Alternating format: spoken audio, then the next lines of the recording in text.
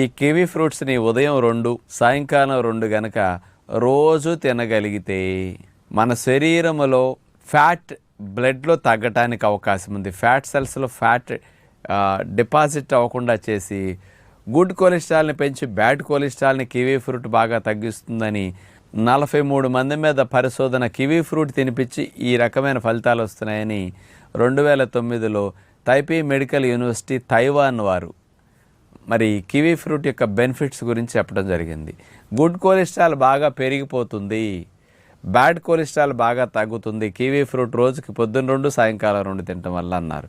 ఎందుకు అంటే ఈ రకమైన బెనిఫిట్ రావడానికి కారణం కివీ ఫ్రూట్లో ఉండే 2 పవర్ఫుల్ యాంటీ ఆక్సిడెంట్స్, ముఖ్యంగా విటమిన్ సి, విటమిన్ ఈ. ఈ రెండిటి కాంబినేషన్ బాగా ఎక్కువ మోతాదులో ఉండటం వల్ల ఈ కివీ ఫ్రూట్ తిన్న తర్వాత అది లోపలికి వెళ్ళి